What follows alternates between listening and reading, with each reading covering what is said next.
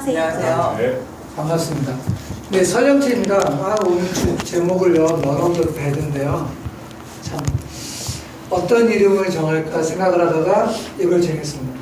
원래 제가 공부하는 공부가 뭐냐면 환경화학이라는 공부였습니다. 제가 공부는 요즘 오염이 좀 심하잖아요. 대기오염, 수질오염, 그다음 여러 가지 오염 중에서 저는 수질하고 대기오염 중심으로 많이 했고요. 그래서 이제 그때 했던 이제 가장 이제 해서 이제 썼던 논문 중에가 국제 이제 어나리시스 저널이라는 그쪽에 올렸던 것 중에 하나가 오르가노티네이라고 배 밑에 이렇게 뭔가가 이렇게 도색을 해요. 그럼 배가 큰 배가 다니면 유조선이 다니면 따가비가 자꾸 붙어요. 그럼 걔가 못 붙도록 밑에 이제 도색을 하는데 그게 오르가노틴이라는 도색제로 도색을 하거든요. 그런데 걔를 자꾸 하다 보니까 조개들이 자꾸 성이 바뀌는 거야. 남자가 여자로 자꾸. 그래서 그게 이제 70년대부터 미국에서 이슈가 돼서 우리나라에는 이제 90년대 한번 이슈가 됐고 그거 가지고 이제 논문을 계속 했고 지금 이제 저는 하다가 그만뒀고 친구는 지금도 그거 가지고 1년에 2번씩 샘플링을 하는데 그러니까 저는 이제 그거 가지고 2년째 샘플링을 하면 기본 3,000개 샘플링을 하거든요. 우리나라의 3,000곳의 그 모든 바닷가에서 샘플링을 해요. 흙, 물, 그 다음에 조개, 그 다음에 씨위드 그렇게 해서 4개 정도가 3,000개를 하면 그 샘플링을 하고 겨울 내내 그걸 하거든요. 그러면 샘플링하고 찍는 데만 한 2개월 쉬지 않고 밤낮으로 둘이서 그러다 보니까 저는 체력이 안 받쳐주더라고. 그래서 한 2번 정도 쓰러졌고 그 다음에 이게 내가 할 수 없는 공부인가 보다 내 몸의 한계다라고 생각해서 이제 저는 그 공부를 그만했고요. 그래서 그 다음에 다른 걸 하게 됐습니다. 그래서 이제 제가 그렇게 환경학을 하다 보니까 되게 민감했어요. 그러니까 저희가 이제 배운 게 뭐 해면 안 된 거, 먹으면 안 돼야 되는 거 그런 걸 배웠는데 그래서 저희가 이제 딱 배운 게 2가지예요. 세상에 나가면 2가지는 하지 마라. 첫째, 화장품 쓰지 마라. 왜 그러냐면 화장품 성분 중에서 좋은 건 많이 넣는데 너무 배. 나쁜 것도 더 많다. 화장품 절대 쓰지 마라. 그리고 화장품 만드는 친구들이 쓰면 안 된다.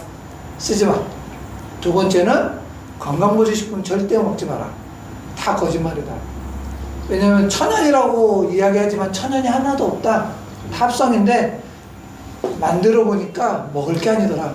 내가 이게 직업이라서 만들지만 직업이 아니면 안 한다. 그래서 이제 그런 걸 이제 의뢰가 들어오면 분석을 하거든요. 그래서 이제 식약청에 있는 친구가 다 맨날 분석을 하면서 던지는 게 뭐예요?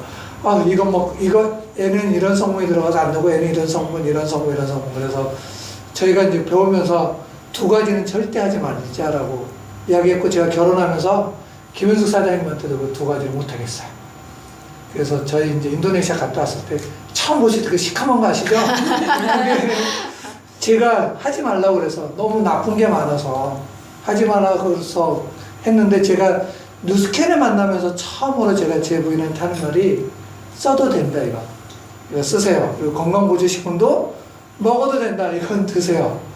그렇게 이야기하게 됐습니다. 그래서 왜 제가 누스캔을 만나면 사게 됐냐면 넌 오브 더 배드라는 것 때문에 좋은 건 많이 넣을 수 있지만 넌 오브 더 배드라고 말하는 건 불가능하거든요. 그러니까 이걸 하기 위해서는 회사는 굉장히 돈을 많이 투자를 해야 돼요. 그래서 오늘은 요거에 관해서 좀 이야기를 하겠습니다. 그 전에 한번 제가 맨날 이제 사람들을 만나면 던지는 질문 중에 하나가 10년 후 뒤에는 세상이 어떻게 바뀔 것 같습니까? 라는 그런 질문을 던져봐요. 여러분 어떻게 생각하십니까? 10년 후의 세상은 어떻게 바뀔까? 이게 되게 복잡한 것 같죠? 네, 요걸 보면 10년의 경제적인 이슈하고 뭐 사회적 이슈, 정치적 이슈, 환경 이슈, 핵심 기술이 어떻게 유기적으로 연결되는지를 이야기해 주는 건데 경제적인 이슈는 고용 불안, 저성장, 산업구조의 양극화, 제조업혁명, 디지털 경제, 초연결 사회 이렇게 될 것 같죠? 그리고 사회적 이슈로는 사이버 범죄가 증가하고 다문화 확산, 학력 중심의 개인 중심의 젠더가 심화되고 저출산, 초고령, 난치병, 삶의 질을 중시하는 라이프 스타일, 전통적 가족의 변화, 불평등, 미래 세대의 삶의 불안정성 이런 게 증가하게 된대요. 그리고 정치적 이슈로는 여기 전자민주주의, 북한의 안보 및 통일, 글로벌 버거넌스, 주변 국가의 지정학적 갈등, 식량 안보. 그 환경 이슈로는 재난, 생물 다양성 위기, 에너지 보관, 국가 간 환경 경제 증대, 원자력 안전 문제, 기후 변화 및 자연재해, 식품 안전성. 그리고 핵심 기술로는 줄기세포, 인공지능, 가상현실, 웨어러블, 빅데이터, 신재생에너지, 에너지원 재화성 기술, 원자력 기술, 우주개발, 온실가스 저감 기술, 나노 소재, 3D 프린팅, 분자 영상, 유전공학 및 분자생물학, 사물 인터넷. 왜 제가 이걸 했냐면 누스키니 기술이 어느 쪽으로 가고 있냐면 이쪽 기술로 지금 다 옮겨가고 있어요. 그렇게 생각되시죠? 인공지능, 제가 이제 웹을 깔았잖아요. 웹이 판단하는 기술이 인공지능이거든요. 우리가 판단할 수 있는 그런 기술. 아마 곧 가상현실이 아마 들어오지만 저희가 이제 만약에 피부 판단을 지금 저희가 하잖아요. 가상현실이 들어오면 피부 판단을 컴퓨터가 할 거예요. 인공지능과 같이 해가지고 저를 가상 사이버 안에 집어넣어서 그런 식으로 기술이 발달되고 웨어러블 지금 모든 게 그 빅데이터 저희가 누스킨에서 지금 뭘 만들었냐면 웹을 만들었죠. 그럼 빅데이터를 분석한 거거든요. 수없이 많은 데이터를 가지고 이 사람 이런 형태를 가진 사람은 이런 피부 타입이야. 요렇게 좀 더 지금 2,000가지지만 시간이 더 지면 뭐 10,000가지, 20,000가지 그렇게 더 갈 수도 있어요. 그런 기술. 그 신재생 에너지 활용 기술. 저희 누스킨의 모든 제품이 재활용 지금 요런 거 만들었잖아요. 네. 이거 땅에 묻으면 어떻게 돼요? 다 썩죠. 그런 것들이 이제 신재생 기술들이거든요. 폴리디그레이블 폴리머라고 해서 해를 받으면 분해가 돼요. 그러니까 광분해성, 그러니까 이런 고분자 물질이라고 이야기하는데 이거 만들기가 가장 어려운 거거든요. 이거의 문제점이 뭐냐면 첫째 약해요. 그리고 오래 못 가요. 요 두 가지 문제를 해결해야 되는데 여러분 이제 지금 요걸 가장 많이 쓰는 기술이 지금 집에서 재활용 쓰레기 봉투 있잖아요. 그게 이 기술로 했어요. 그런데 잘 찢어지죠. 이 기술이 들어가면 잘 찢어져요. 그게 최근에 누스킨은 그 기술을 굉장히 안정적으로 만들어냈거든요. 그러니까 이것만 봐도 굉장한 그 고 기술을 갖고 있는 회사가 많습니다. 그리고 우주개발, 나노 소재. 요즘 나노 누스킨에도 뭐가 들어가서 대부분 이제 나노라는 게 많이 들어가는데 이 나노 소재가 굉장히 좋지만 리스크가 굉장히 큰. 혹시 은나노라고 요즘 많이 쓰죠? 은나노가 저번 달부터 좀 이렇게 문제 있는 기술이라고 이야기를 해요. 은나노가 굉장히 좋은 기술인데요.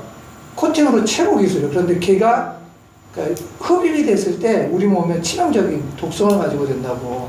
그래서 나노 기술은 항상 뭐하고 연결되냐면 되게 좋아요. 독성하고 연결돼요. 그래서 나노 기술은 독성을 어떻게 해결하냐가 주요 포인트거든요. 그런데 누스킨에서 그러니까 제가 뭘 보고 되게 충격을 받았냐면 누스킨에서 라이보팩을 만들었잖아요. 근데 우리나라는 나노를 안 썼는데 미국에서 뭘 써요? 나노를 썼잖아요. 그런데 뭘 받았어요? 독성 검사를 통과했어요. 굉장히 나노를 안정화시키고 독성을 적게 만들었다는 거예요. 이 기술이 전 세계적으로 굉장히 어려운 기술인데 누스킨이 해갔더라고요. 그 3D 프린터 기술도 제가 보기에는 에이지랑님이 만들었잖아요. 아마 곧 지나면 3D 프린터 찍을 것 같아요. 지금 이런 거 그러니까 3D 프린터가 뭐냐면 그냥 놓고 처음부터까지 찍어서 올라가면 그대로 제품을 만드는 거예요. 그러니까 다른 사람 이제 미래의 에이지랑미는 저희는 제품을 갖다 주지 않고 찍어. 그래서 그 플랫폼을 그 사람한테 전송하면 그 사람이 집에서 찍는 거예요. 그럼 에이지랑미를 아마 찍어서 사용하는 그런 시대가 오지 않을까. 그런 시대로 분자 영상이라는 건 저희 세포들 영상을 찍는 거거든요. 그래서 어느 세포가 건강하고 어느 세포가 나쁜지를 영상으로 찍어보는 거예요. 그러면 쉽게 알 수 있겠죠. 그래서 요즘 보니까 뉴스킨 사업하는 분 중에서 무슨 공명기계 들고 다니는 것 중에 하나가 그 1세대 분자 영상을 할 수 있거든요. 어디 분자를 찍으니까 어디가 나쁜 게 나오네? 그런 것들. 그런 게 유전공학의 분자생물학. 이게 뉴스킨에서 이게 지금 굉장히 많이 들어와 있거든요. 유전공학과 분자생물학. 이게 들어왔기 때문에 에지락을 할 수 있어요. 이 기술이 없으면 에지락 자체가 불가능한 기술이죠. 그러니까 여기 들어와서 에지락을 할 수 있고요. 사물인터넷. 지금 에지락미가 날씨나 그런 건 스스로 인식을 못 하잖아요. 아마 2세대 에지락미는 그냥 놔두면 자기가 있는 위치를 자기가 알아서 찾을 거고요. 그 다음에 날씨에 따라서 아마 양 조절이 될 거예요. 그런 기술이 2세대에는 적용되지 않을까라고 생각합니다. 거기 아마 사물인터넷, 그리고 줄기세포. 이런 기술이 아마 적용되면서 이런 기술의 모든 거에는 양날의 칼 같은 게 있어요. 리스크가 있다는 거예요. 그러니까 인공기술의 리스크는 여러분 요즘 영화를 많이 보시죠? 터미네이터가 인공기술의 리스크거든요. 그러니까 인공기술이 언젠가는 인간을 뭘로 본다는 거예요? 적으로 본다. 지구 보호라는 숙면의 인공기술을 주면 이 세상에서 지구를 파괴하는 민족이 딱 생명체 하나, 그게 뭐예요? 인간. 그래서 모든 영화가 어떻게 해요? 인공기술이 인간을 적으로 보는. 그런 게 일반화 되겠다는 거. 가상기술도 리스크가 있죠. 그러니까 모든 건 나는 뭐냐면 나쁜 점이 있다는 거예요. 근데 이걸 어떻게 최소화시키겠냐가 그 기술이거든요. 그러니까 제가 뉴스캔을 보면서도 오래오래 좋은 것도 있지만 너는 배드 나쁜 것이 없다는 걸 보고 제가 놀란 게 그거예요. 얼만큼이나 나쁜 걸 없앨 수 있느냐. 그게 미래의 기술의 경쟁력이거든요. 그러니까 그런 기술의 경쟁력을 가지고 있는 뉴스캔을 제가 바라보면서 어떻게 나쁜 것을 본지. 그러니까 좋은 것만 있고 나쁜 것은 없다. 과학자들 보기에 불가능하다. 왜 불가능하냐? 돈이 많이 든다. 나쁜 것을 없애기 위해서는 천문학적인 돈을 넣어야지만 나쁜 것이 없을 수 있는데 뉴스킨이 어떻게 해서 이 나쁜 걸 없앨 수 있을까? 아마 그게 네트워크 마케팅을 하기 때문에 할 수 있다라고 생각을 해요. 그러니까 나쁜 것을 다른 데도 나쁜 걸 없앨 수 있거든요. 그런데 어떻게 일반 유통을 하면 나쁜 것을 없애는 화장품이 얼마나 비싸질까요?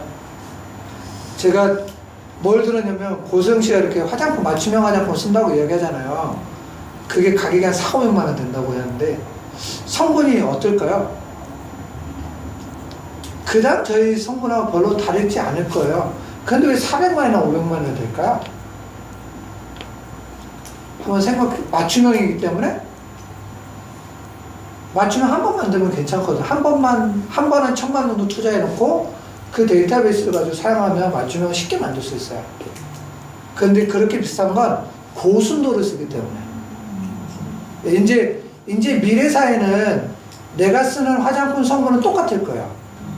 그런데 어떤 순도에 따라서 어떤 사람은 비싼 화장품, 순도가 좋은 화장품을 쓰고 어떤 사람은 불순물 함유량이 많은 화장품을 쓰고 그 차이만 날 겁니다.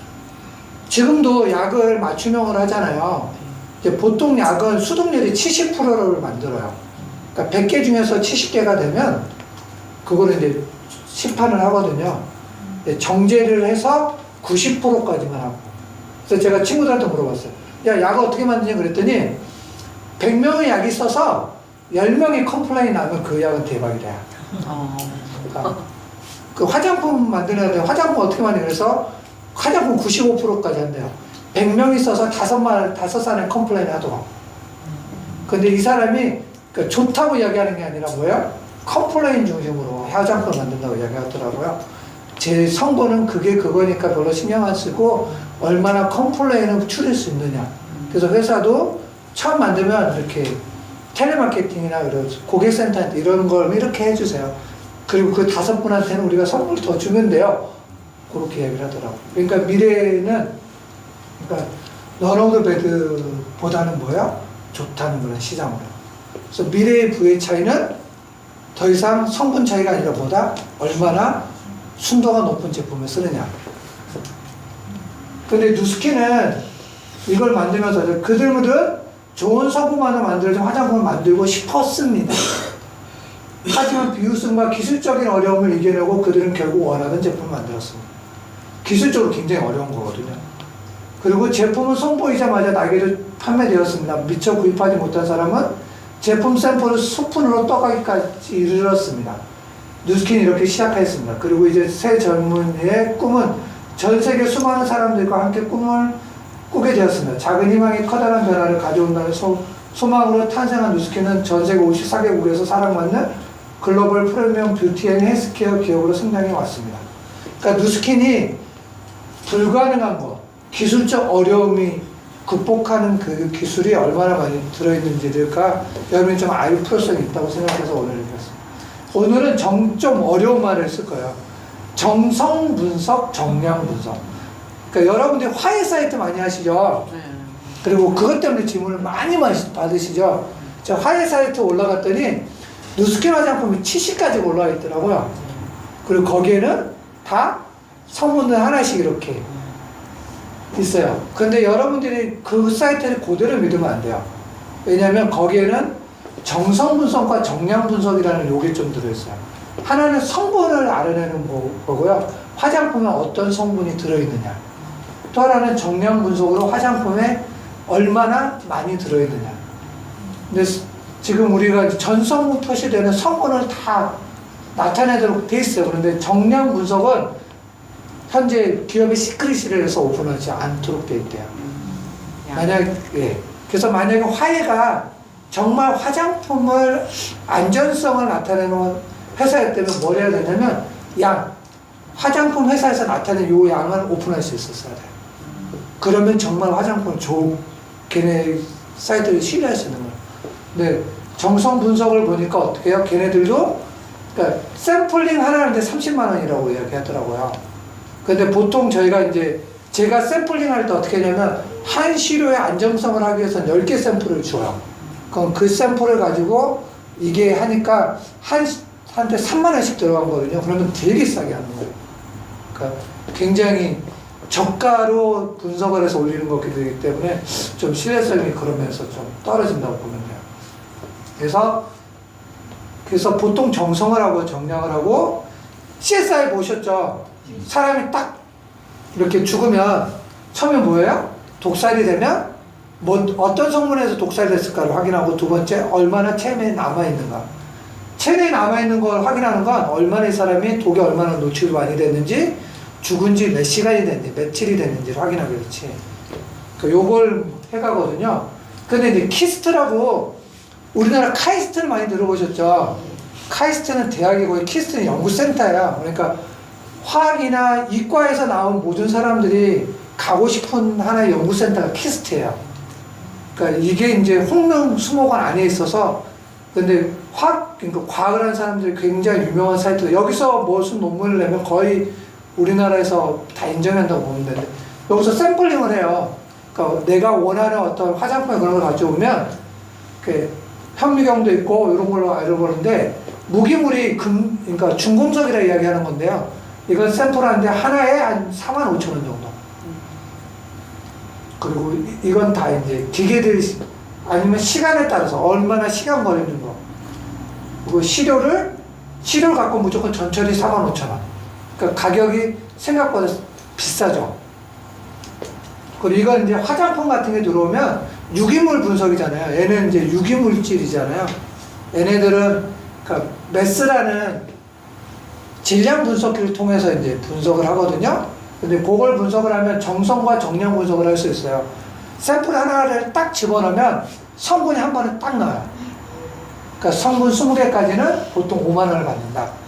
20개 이상은 5개가 성분이 5개 이상을 얘네들이 뭐라고 승부하냐면 이런 성분이 있거든요. 이런 성분이 들어있는지 들어있지 않는지 해주세요. 하면 저희가 그걸 분석을 하면 그거에 관해서 하는 거예요. 근데 이제 그게 얼만큼 들어있는지 해주세요. 그러면 이제 5개 하는 10만 원.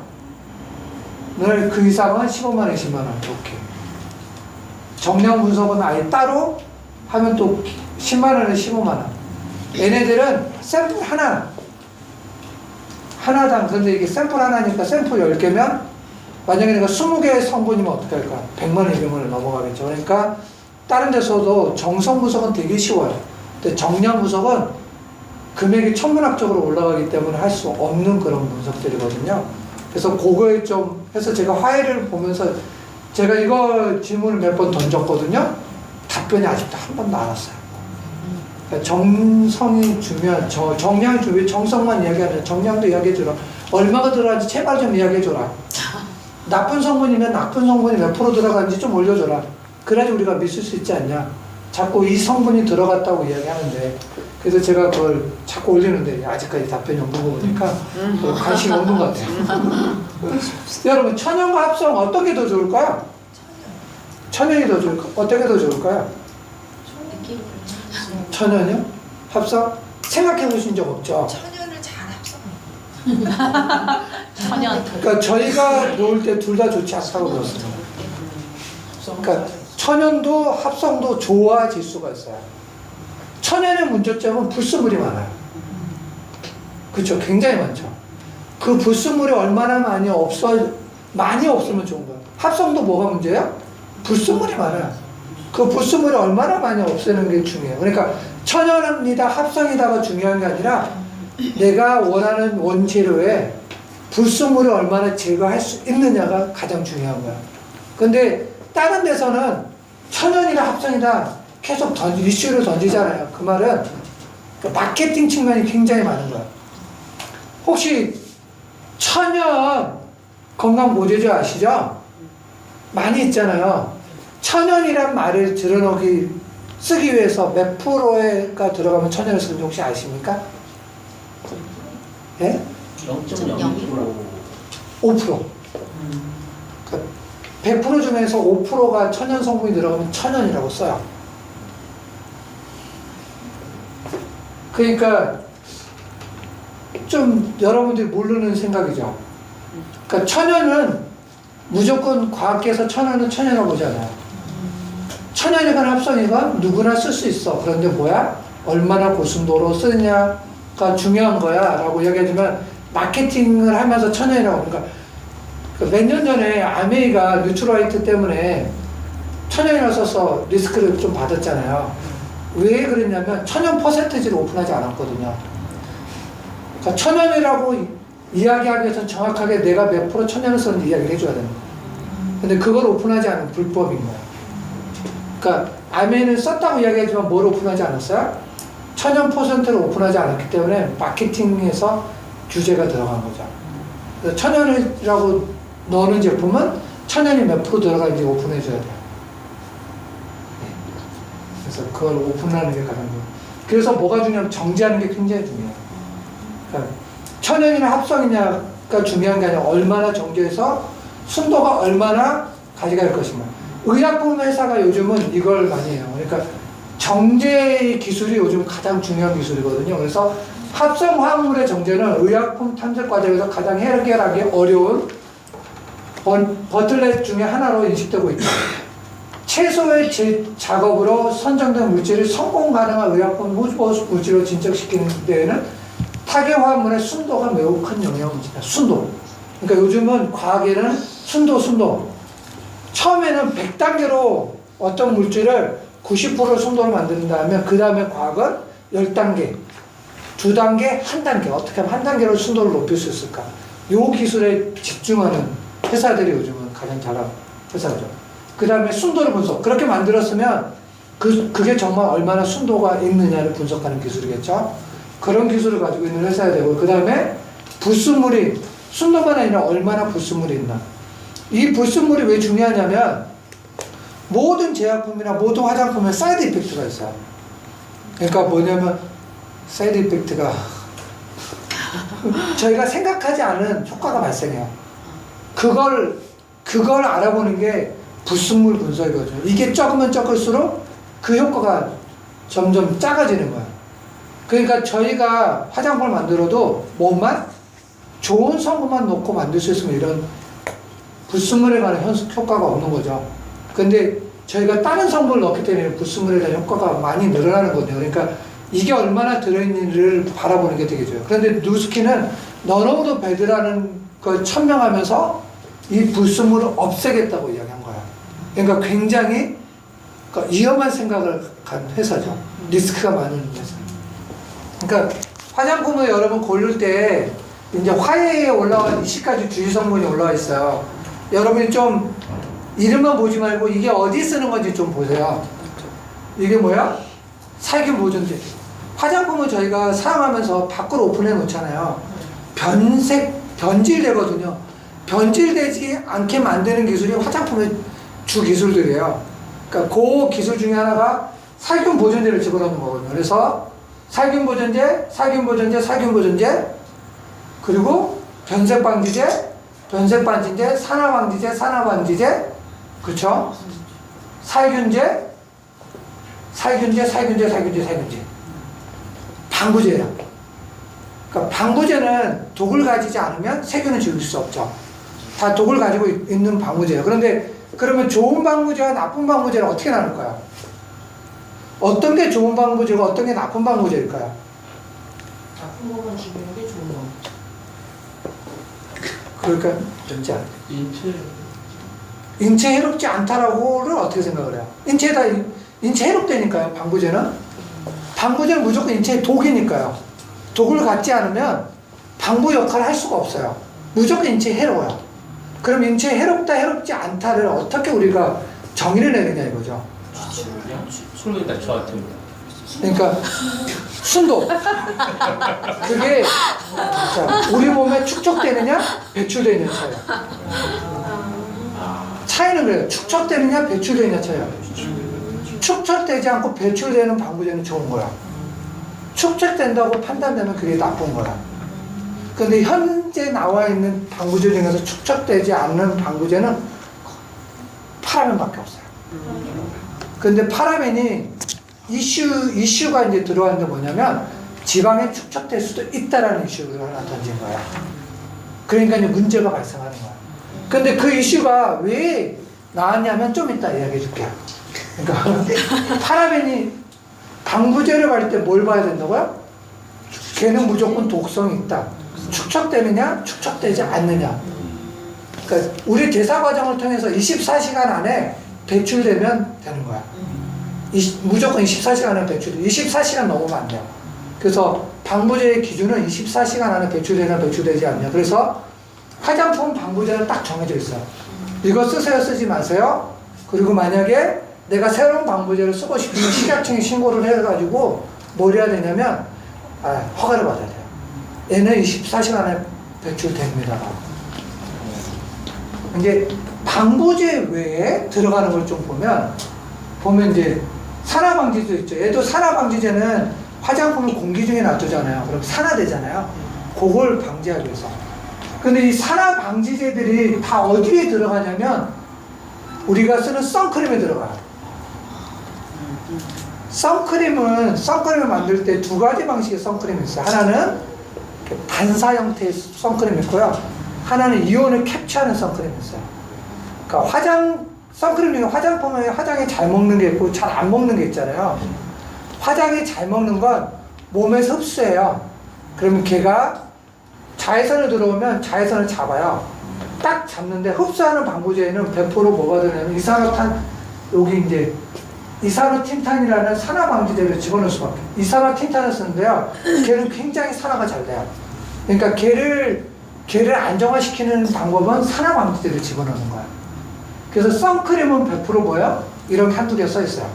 산화방지를 집어넣어야 되거든요. 그러니까 이제 선크림 들어가니까 산화방지로 이렇게 들어가 있는 거예요. 그러니까 여러분들이 그리고 하나가 계면활성제. 계면활성제는 왜 들어가냐면, 그러니까 화장품은 기름과 물을 섞잖아요. 그러니까 기름과 물을 안 섞이는 거 알죠?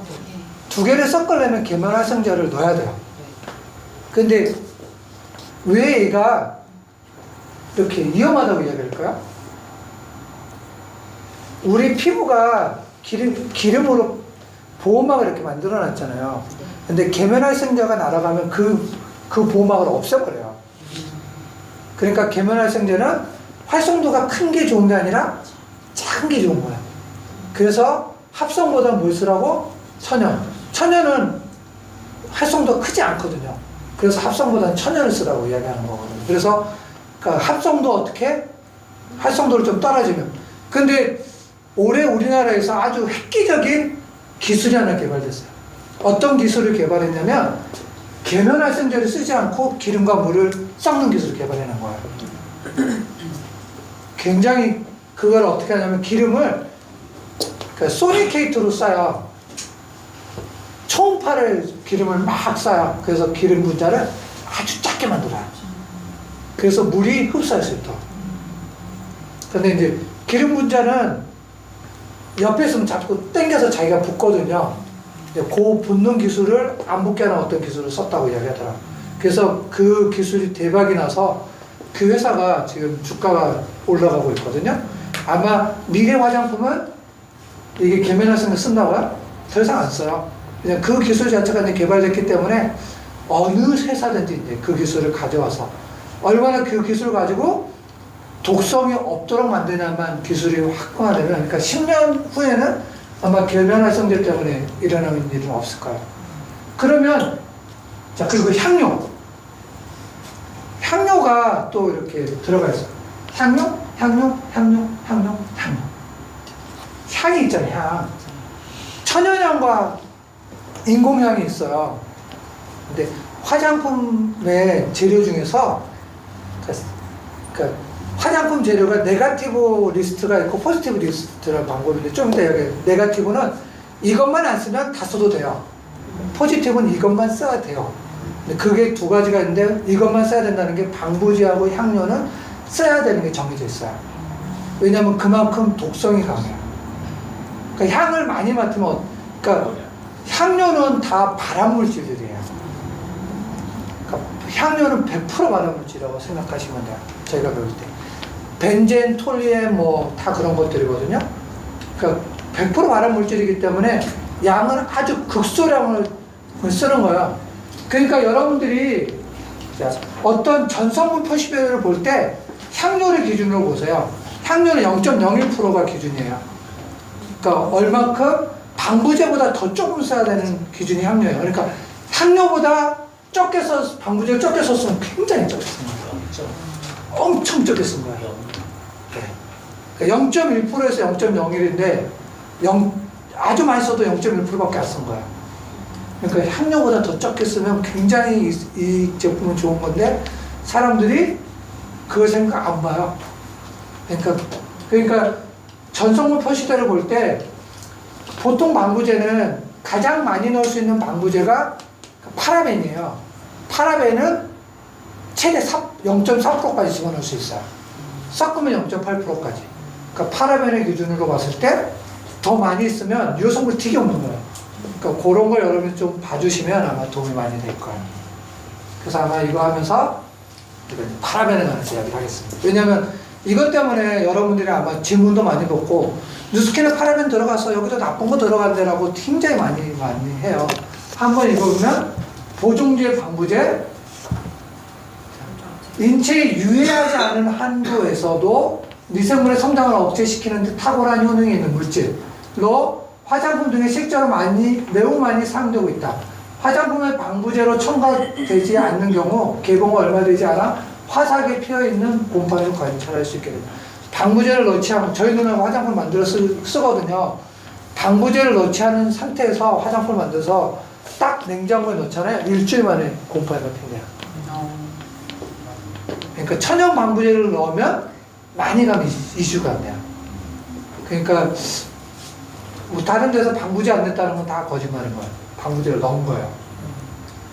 근데 파라벤은 요 형태를 저희가 파라벤이라고 이야기하거든요.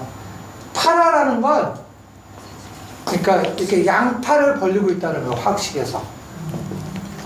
얘가 이렇게 양팔로 벌리고 있잖아요. 가장 멀리 가 있어요. 굉장히 화학 구조 중에서 이게 가장 안정적인 구조예요.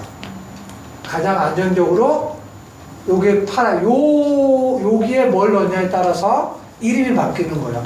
요게 부틸기가 들어가면 부틸파라벤, 그러니까 뭐 프로필파라벤, 메틸파라벤, 그러니까 요 R 대신 뭘 넣냐에 따라서 이름이 바뀌거든요. 뉴스킨에서는 대부분 메틸파라벤을 집어넣어요. 왜냐면 부티파라벤도 지금 문제점이 좀 있어요. 독성이 있다고 그래서 부티파라벤 사용을 작년부로 금지시켰어요. 그래서 부티파라벤은 이제 제품 더 이상 안 써요. 근데 아직 메틸파라벤이 그래도 가장 안정적인 파라벤이라고 이야기하는데요. 그래서 그걸 쓰고 있습니다. 안정성 논란은 어디서 이야기했냐면, 그러니까 영국에서 유방암을 검사를 하다 보면 유방암에 자꾸 냄새가 나는 거예요. 그래서 조직 검사를 했더니 파라벤이 나온 거예요. 그래서 파라벤이 뭘 할 수 있다? 유방암을 유발할 수 있다라고 던졌어요. 근데 이제 거기서 증명되지 않은 게 하나 있어요. 그래서 파라벤은 어떻게? 24시간 만에 배출된다고. 그러니까 그 유방 조직에서 나온 파라벤이 이 사람이 오늘 아침에 쓴 파라벤이 유방 조직을 해서 밖으로 배출되는 과정인지, 안 그러면 축적되어 있는 파라벤인지를 아직 정확히 모르는 거야. 그러니까 임상을 할 수 있는 방법은 오직 한 가지인데, 뭐냐면 건강하게 파라벤을 한 번도 안 써본 사람한테 파라벤을 사용해 보는 거야. 그 사람이 유방암에 걸릴 때까지. 그리고 조직을 검사해 보는 거야. 안 그러면 조직 검사를 매일매일 해보는 거야. 그러니까 이 사람이 오늘 파라벤을 쓰고 조직 검사를 해보고. 근데 그럴 수가 없잖아요. 그러니까 역학 검사를 통하는데 역학 검사로도 아직 확실하지 않은 거예요. 그러니까 아직 파라벤이 좋다 나쁘다 할 수 없어요. 근데 현존하는 가장 안전한 건 맞아요.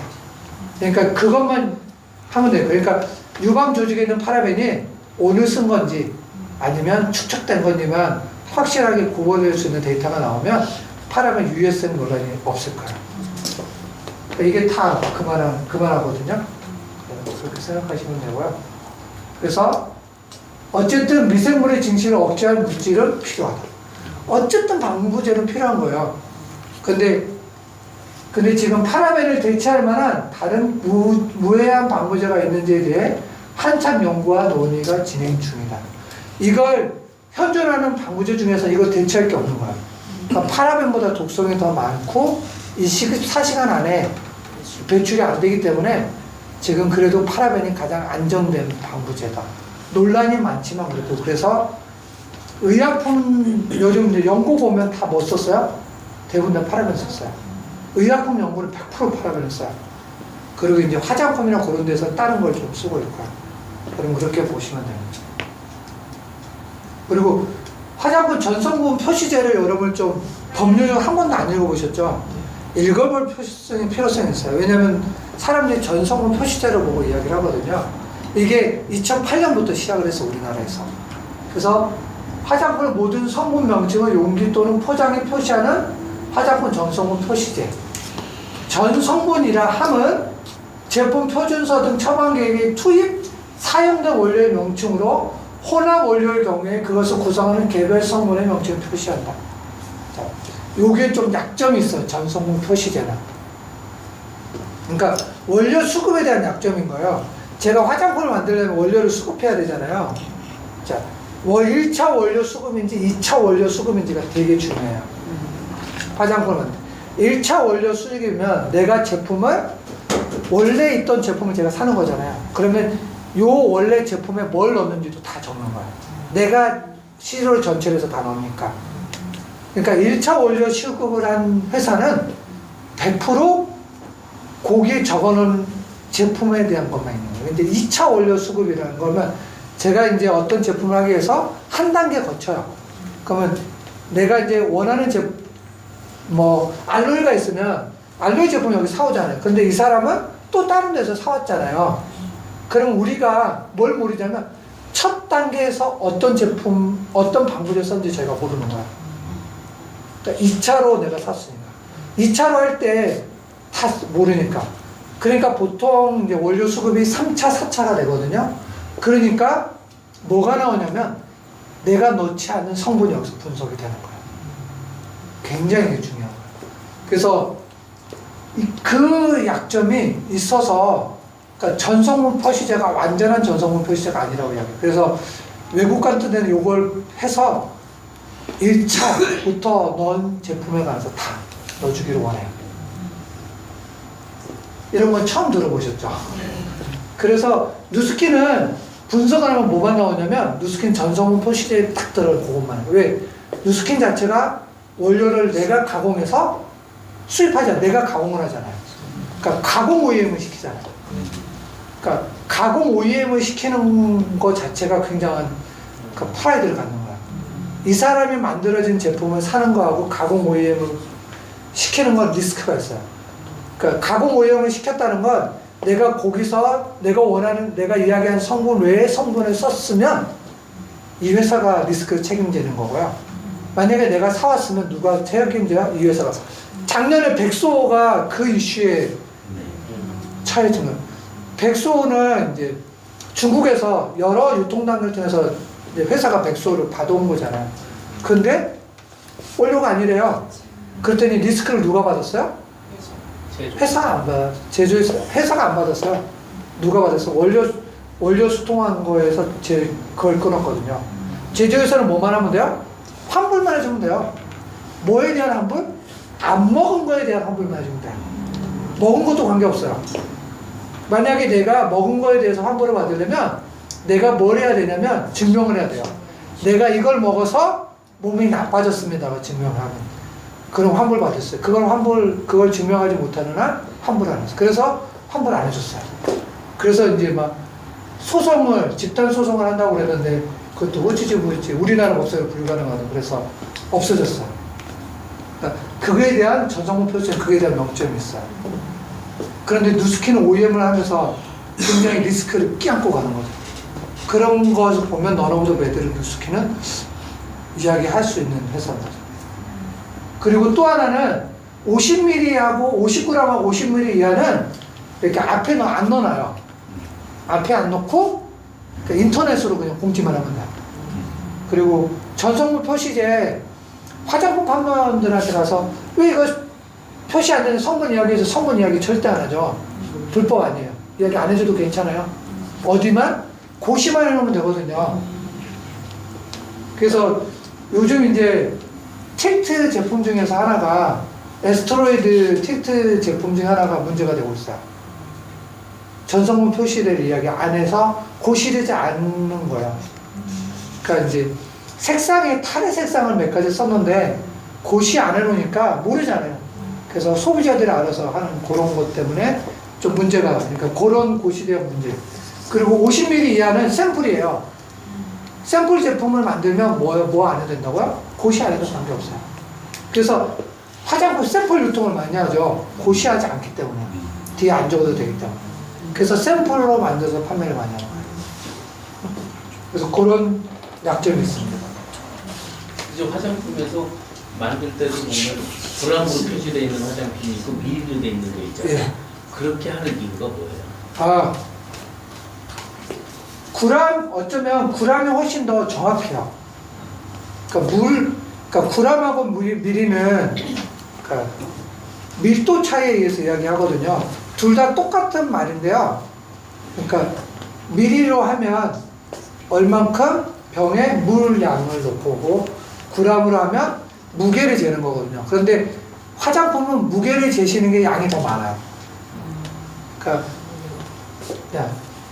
좋은 성분을 넣잖아요. 그러니까 좋은 성분을 많이 넣는데 그거 자체는 별로 무게가 안 가요. 그러니까 밀리리터를 넣고요. 왜냐면 물을 많이 넣으면 되거든요. 밀리를 무한대로 할 수 있잖아요. 구람은 그래서 보면 리터로 냈든가 구람, 그러니까 고체 제품은 다 구람으로 나와 있어요. 액상은 다 리터로. 그렇게 보시면 돼요. 고체는 구람으로 표시하고 액상은 리터로 표시한다고 보시면 그게 훨씬 더 나은 거죠. 그리고 여기 보면 1% 이하로 사용된 성분, 착향제 및 착색제에 대해서는 순서에 상관없이 기재할 수 있다. 1% 이하는 랜덤으로 그냥 기재하면 되거든요. 근데 이 1% 기준을 정하기가 좀 힘들잖아요. 보셔가지고 방부제가 보통 0.4% 많이 들어가면 0.4% 들어가거든요. 방부제를 기준으로 해서 뒤에는 다 0.4% 이하인 거예요. 그렇게 보시면 돼요. 그 이하는. 그러니까 유효 성분이 방부제보다 적게 들어간 화장품도 되게 많아요. 그러면 엄청 조금 들어간 거야. 그래서 첫 번째 방부제를 찾아가지고 보시면 돼요. 그리고 향료는 0.1%에서 0.001%니까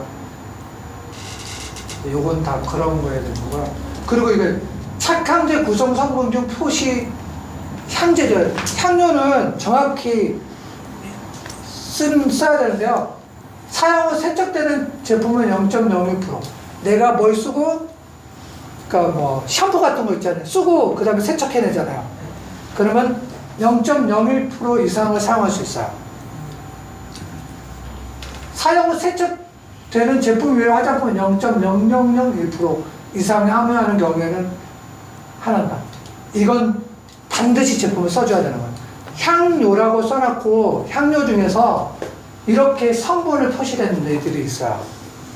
이런 애들은 리스크가 있기 때문에 표시하는 거예요. 그냥 향료라고 써놓은 것 중에서 성분 표시하지 않은 애들은 0.01% 이하로 해놓은 거예요. 다.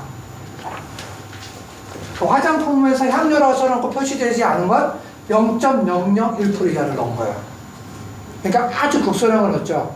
그런데 이거보다 뒤에 들어가 있는 것들은 엄청 조금 넣은 거죠. 기준점이 되네. 예.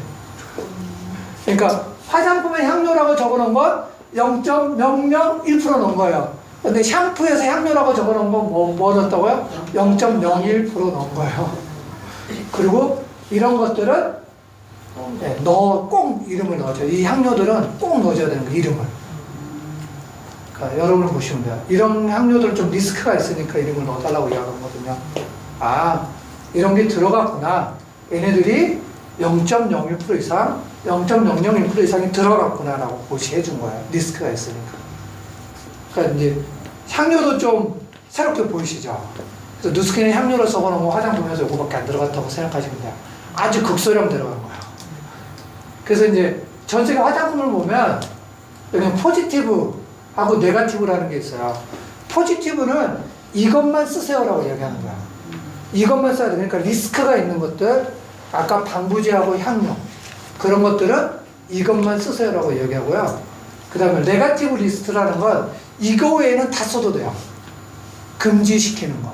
그러니까 요즘은 우리나라도 몇 년, 2년 전까지만 해도 포지티브 이것만 쓰세요. 화장품도 이것만 쓰세요. 그런데 작년부로 네거티브라고 그래서 이거 외에는 다 써도 돼요. 그러니까 여러분들이 그걸 보시면 되고요.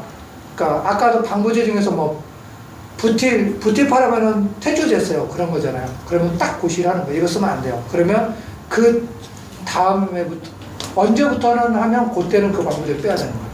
그런 고시제가 일반화로 돼서 우리나라도 이제 다 이렇게 가고 있어요. 근데 요즘 이제 이슈가 되는 게 뭐냐면 농수산물 원산지 표시제를 어디까지? 의약품, 한약, 화장품까지 확대하자고. 요즘 이게 이제 이슈예요. 이게 확대되면 가장 그 좋은 회사가 어디예요? 누스킨이에요. 왜냐면 여러분 누스킨은 제품 어디서 수급하는지 다 이야기하잖아요. 근데 다른 데는 안 하잖아요.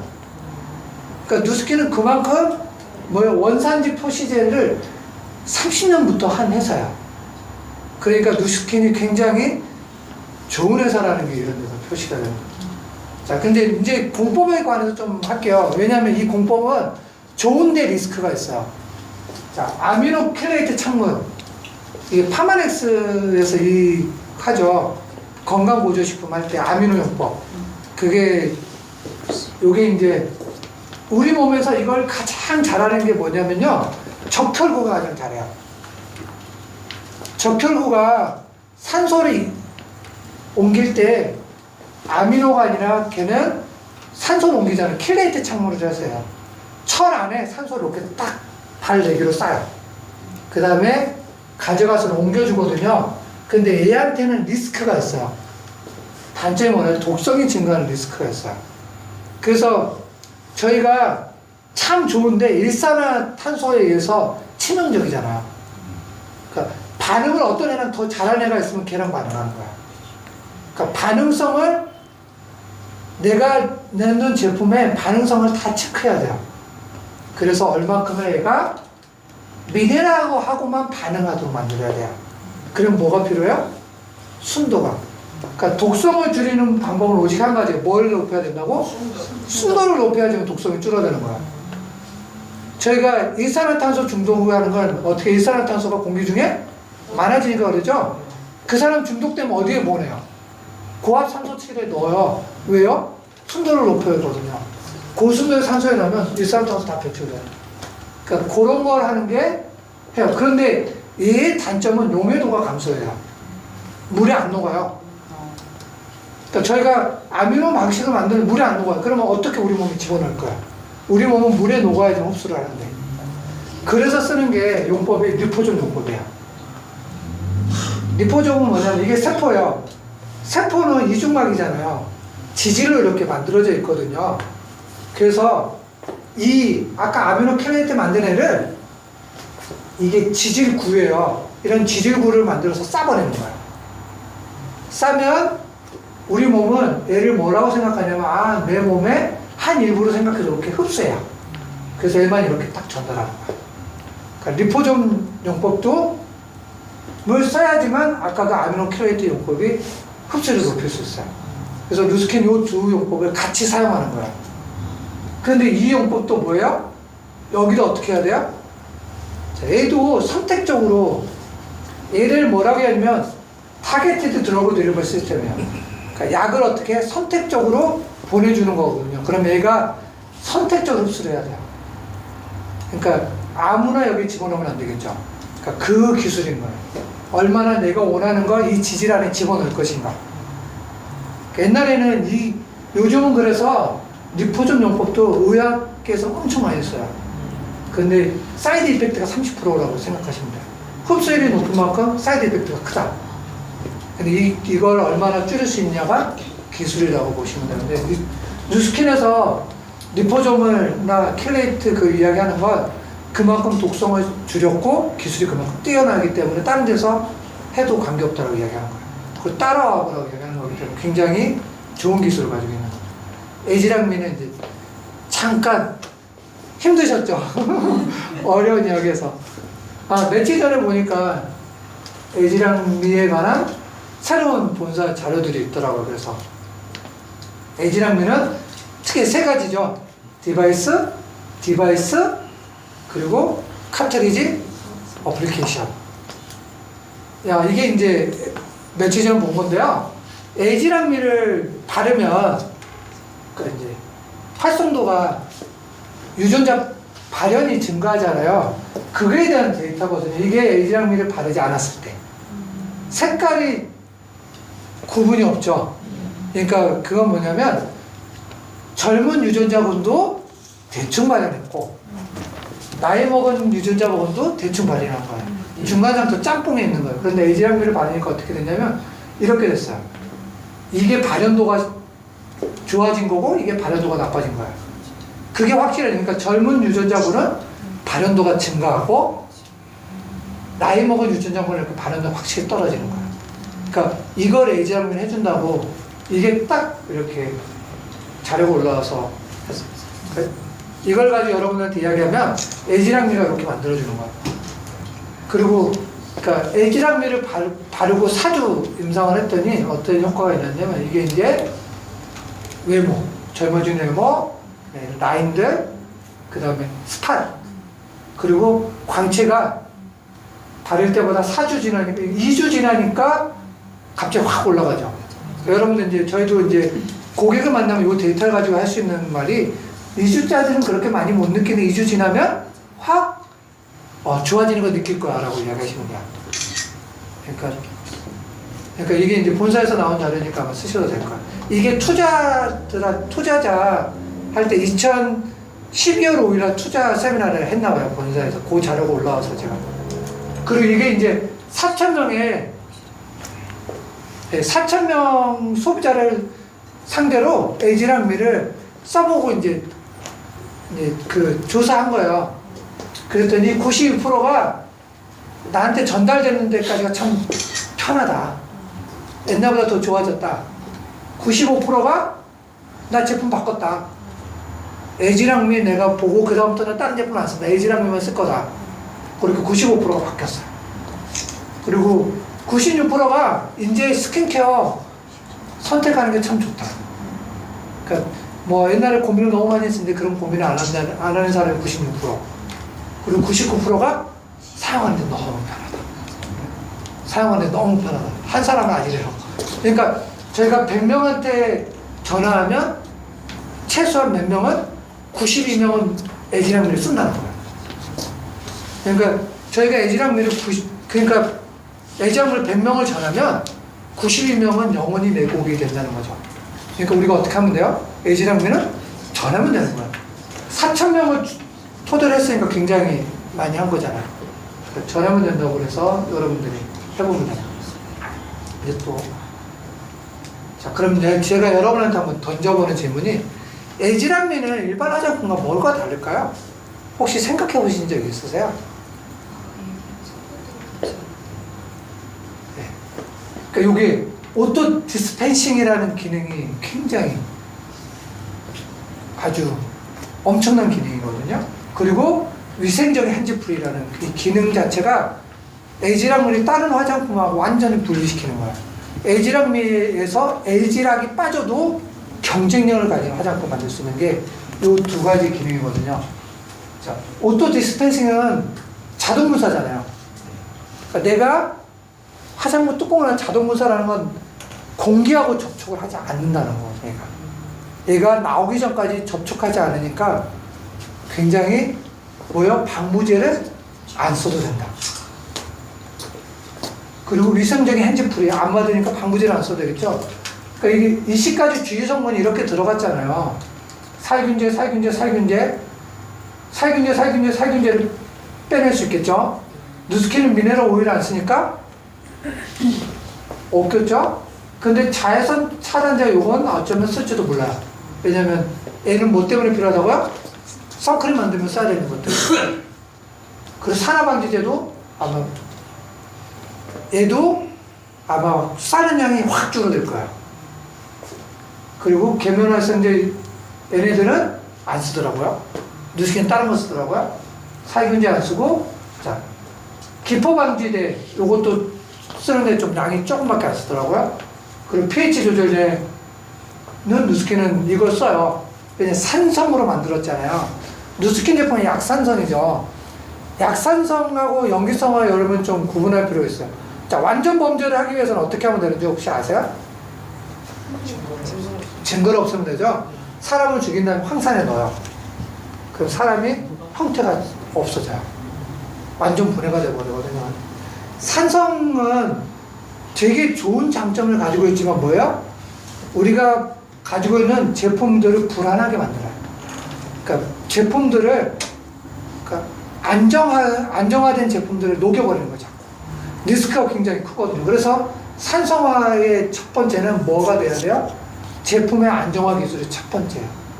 그러니까 다른 데는 알지만 뭐라고 만들어요? 산성을 안 만들어요. 그러니까 다른 데서 화장품이라는 게 산성으로 나온다면 기술이 굉장히 뛰어난 회사인 거예요. 그러니까 제품을 그만큼 안정화시키는 회사예요. 근데 누스킨은 그래서 pH 조절제가 반드시 들어가요. 그러니까 아마 이건 안 빠질 거예요. 그러니까 요 두 개 중에서 아마 다른 놈을 쓰겠죠. 그리고 아마 살균 보존제, 그 향료도 이번에 빠졌잖아요. 그러니까 이런 것들도 안 들어갈 거고요. 착색제도 안 들어가요. 향료 빠졌으니까. 몇 개 없죠. 근데 여러분이 이거 외에 들어간 두 제품을 좀 생각할 필요가 있어요. 이게 뭐냐면 소르빈산하고 미네랄 오일을 좀 생각해야 된다는 거야. 그래서 다른 건 어쩔 수 없이 넣는 거지만 소르빈산하고 미네랄 오일은 반드시 좀 확인해 볼 필요가 있어요. 그러니까 요게 들어갔으면 소르빈산은 문제점이 알러지나 그런 데서 좀 문제점이 많이 발생하거든요. 그러니까 요거 넣었을 때 나한테 이게 어떻게 맞냐 안 맞냐를 반드시 생각해야 될 게 요 소르빈산에 관해서 여러분이 꼭 생각하셔야 돼요. 그러니까 제품에 이게 들어갔냐 안 되나. 다른 건 어쩔 수 없이 들어가지만 이건 뭐야? 기능성 제품 때문에 들어가는 거기 때문에 반드시 한번 생각해 주는 거. 근데 이런 게 안 들어가니까 아마 여러분의 도움이 많이 되시고. 네, 제가 준비한 건 여기까지고요. 혹시 뭐 이거 들으시면서 혹시 다른 질문 혹시 있으세요? 여러분이 좀 새로운 각도로 누스키는 좀 보게 됐죠? 네. 그러니까 화학에서는 천연인과 합성보다는 뭐가 더 중요하다고요? 순도가 더 중요하다. 그러니까 여러분들도 뭐야? 순도가 어떻게 되니라고 물어보시면 됩니다.